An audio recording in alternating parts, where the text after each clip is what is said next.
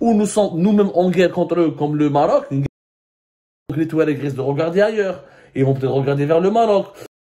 Aujourd'hui, ils nous narguent. Chefna, le Niger, il a refusé au début du mois d'octobre dernier la médiation algérienne.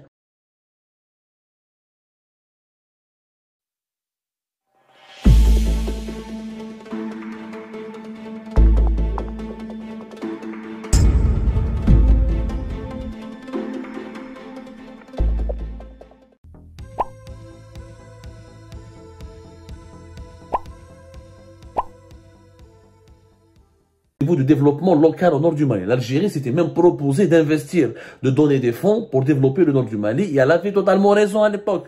Totalement raison parce que l'Algérie, elle a bien compris que si le nord du Mali n'est pas pacifié, n'est pas calme, n'est pas sécurisé, son extrême sud sera toujours menacé. Je rappelle que nous avons nous-mêmes au moins des chiffres, au moins 200 000 Terguis qui vivent en Algérie. Au moins, au bambou.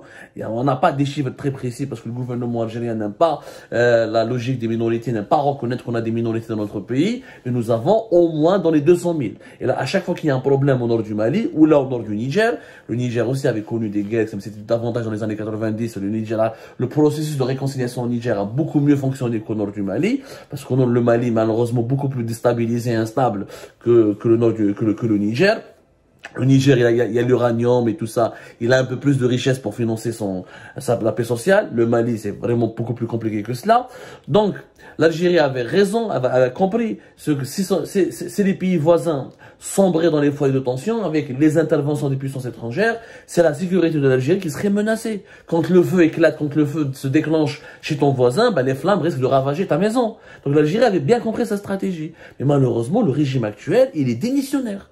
Depuis le début des affrontements entre l'armée malienne et les factions Touareg, la diplomatie algérienne ne réagit pas, les autorités algériennes ne réagissent pas, aucun membre du gouvernement ne parle. Abdelmajid Tebboune ne s'est même pas exprimé sur la question du Mali.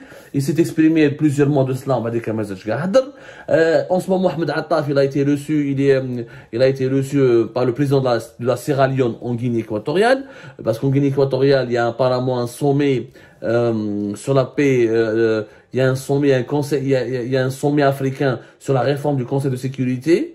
Donc, les ministres des Affaires étrangères de l'Union africaine se sont retrouvés là-bas. Moi, j'aurais aimé voir Attaf aller à Bamako pour parler aux dirigeants maliens. Le problème, la priorité de l'Algérie, c'est pas d'appeler à la réforme au changement de la composante du Conseil de sécurité de l'ONU. On a un problème, il y a le feu il y a un incendie très dangereux chez notre voisin. Ça pourrait impacter directement nos frontières. D'après les sources que nous avons pu contacter, les sources militaires et sécuritaires, l'armée algérienne, elle a renforcé sa présence au niveau de la bande frontalière avec le Mali, sauf que nous avons plus de 1300 km de frontière avec le Mali. Et Habibi, si on doit surveiller 1300 km avec le Mali, plus de 900 km avec la Libye, combien de milliers de kilomètres aussi avec le Maroc, le problème avec la Tunisie, nous sommes entourés. Il y a une ceinture du feu. Il y a une véritable ceinture du feu qui menace l'Algérie. L'armée algérienne ne pourra pas tout contrôler et tout surveiller. Le désert, il est immense. Il est vraiment immense.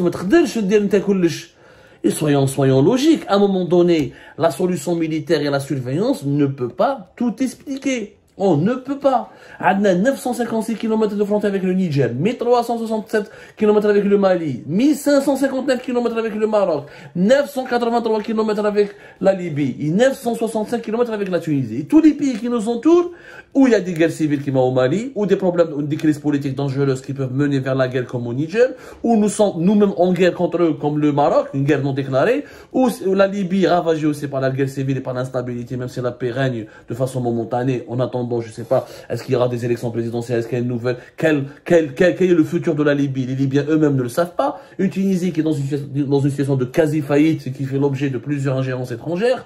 Alors, on a entouré des problèmes. Normalement, l'Algérie, au nord du Mali, elle avait une position traditionnelle, elle était écoutée, respectée. Aujourd'hui, tout le monde nous nargue.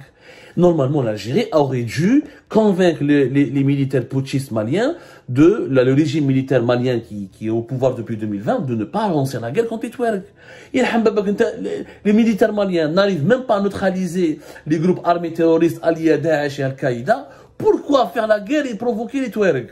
C'est pas normal. C'est qu'il y a une volonté de la part des militaires de pourrir la situation. Pourquoi? Pour justifier leur maintien au pouvoir. Comme les militaires maliens ne veulent pas rendre le pouvoir, ne veulent pas d'une transition vers un gouvernement civil, ils ne veulent pas d'organiser des élections démocratiques, pour justifier le statu quo et pour justifier leur mainmise sur le pouvoir, il y a des guerres, nous luttons contre le terrorisme, nous luttons contre les mouvements Touareg, etc., avec le soutien de Wagner et de la Russie.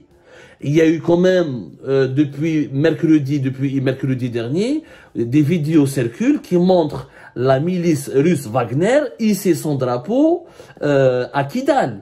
À Kidal qui a, encore une fois, entre 500 et 600 km de la frontière algérienne. Le drapeau de Wagner, l'année qui a flotté sur Kidal. Ça veut dire quoi? Et Wagner l'ont assumé, etc. C'est grâce à Wagner, aux militaires de Wagner, que l'armée malienne a pu reprendre la ville de Kidal et chasser les milices armées Touareg, alors que ce sont les mêmes groupes. L'armée malienne n'a jamais pu gagner réellement la guerre contre les milices armées Touareg, notamment entre 2012 et 2015. Aujourd'hui, avec le soutien russe, l'armée malienne a repris le contrôle de Kidal. Est-ce qu'elle pourra le garder? La question reste posée. Ensuite, malheureusement, au Mali, on a, comme dans le cas des groupes armés, conserver les villes ne veut pas dire contrôler le territoire. Parce qu'il y aura des formes de guérilla, il y aura des affrontements, il y aura après des attentats. Que vont faire maintenant les groupes armés Touareg? Est-ce qu'ils vont se taire? Comment ils vont riposter? Comment ils voudront se venger? On parle de massacres contre les populations locales. Il y a des réfugiés, par exemple, Touareg qui ont parlé qui ont dénoncé des pillages commis par les militaires maliens soutenus par les paramilitaires russes, des médias et des témoignages répercutés par des médias assez crédibles. Je parle pas des médias français à qui on peut prêter une volonté d'exagérer les faits, de manipuler les faits, parce que les médias français sont contre le régime actuel de Bamako, sont contre les militaires putschistes. Je parle de médias comme les médias allemands, Deutsche Welle par exemple. Il y a plusieurs habitants qui ont dit qu'il y a une panique généralisée au sein de la ville, des maisons qui sont pillées, on assiste à une forme de chasse à l'homme, personne n'est épargné, il n'y a pas de force qui peut intercéder en faveur de la population. En fait, toutes les personnes qui étaient ou qui voulaient pas de la présence de l'armée malienne à Kidal et dans ces régions, les militaires maliens les chassent, les tuent, les torturent, on vole leurs biens, etc.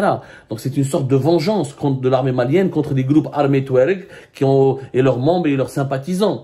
Ce qui peut créer, encore une fois, un nouveau bourbier au Mali, ce qui peut provoquer, ce qui peut pousser les populations civiles à reprendre les armes et intégrer les groupes armés, ou Tchalguerra dans le nord du Mali. Et qui va faire les frais de cette situation? C'est l'Algérie. L'Algérie qui va faire face à un flux de réfugiés, l'Algérie qui risque d'être, des groupes armés risquent de s'infiltrer sur le territoire algérien, l'Algérie est confrontée à tous les risques. Le problème dans lequel aujourd'hui nous retrouvons, c'est que non seulement nous sommes entourés de problèmes, c'est que nous sommes entourés de conflits, c'est que l'Algérie a une incapacité totale à imposer sa médiation, à imposer ses choix, à imposer la paix au sein de ses voisins, à se faire écouter par ses voisins. Avant, Niamey, Bamako nous écoutaient. Aujourd'hui, ils nous narguent. Chefna, le Niger, il a refusé au début du mois d'octobre dernier la médiation algérienne. Refus total, il y a eu des communiqués, il y a eu une contradiction dans les communiqués algériens. Ensuite, les autorités nigériennes ont rappelé à l'ordre les autorités algériennes. L'Algérie a fini par retirer. Tout ça s'est passé durant la première dizaine de jours, entre le 1 et le 10 octobre dernier. Moraha, l'épisode nigérien, l'épisode malien. Bamako, il n'y a plus aucun responsable algérien qui parle à Bamako. Les militaires de Bamako ne veulent plus recevoir un émissaire d'Alger. Les contacts ont été rompus. Les militaires, le dernier Wakila qui a été reçu officiellement, c'était en janvier 2022. Et depuis, la dernière fois qu'un ministre des Affaires étrangères algérien part à Bamako, je ne sais pas combien ça remonte. Même pas de Bamako, Attaf rah Niamey. Est-ce que Attaf est parti à Bamako? Je ne m'en rappelle pas. Voilà, oui. La dernière fois, c'était en avril 2023. Assimi Goïta, le chef de la junte malienne, a reçu Ahmed Attaf en avril 2023. Et depuis, Makayin, Ouelou Yajma. Mais les militaires maliens ne veulent pas nous écouter. On a expliqué hier pourquoi. Parce que les militaires maliens ont l'impression qu'on fait de l'ingérence, qu'on veut soutenir le nord du Mali, qu'on veut soutenir les Touaregs à tout prix, qu'on joue un double jeu. Un jour on est avec eux, un jour on est avec la France. La proximité de l'Algérie avec la France d'Emmanuel Macron dérange les militaires au Niger, dérange les militaires maliens, et pour eux, nous ne sommes plus neutres. On est manipulé par les Français, ou là on est envoyé par les Français, ou là je ne sais pas quoi. En tout cas, il y a cette relation qu'entretient Tebboune avec Emmanuel Macron cause problème.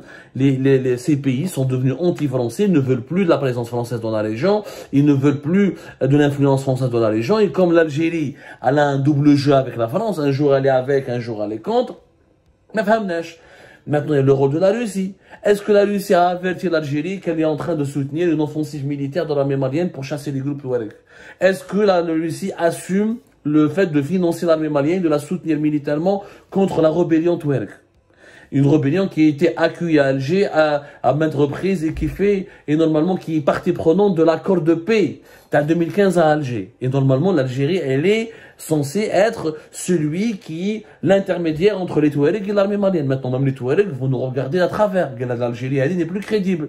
On va plus jamais faire appel à elle. Donc les Touaregs risquent de regarder ailleurs. Ils vont peut-être regarder vers le Maroc, ils vont peut-être regarder vers la Turquie, ils vont peut-être regarder vers le Qatar, vers les Émirats, vers d'autres pays qui ne sont pas de la région et qui ont d'autres intérêts et qui pourraient alimenter ou armer les Touaregs ou les inciter à faire la guerre contre les militaires maliens ou Tchalf Mali.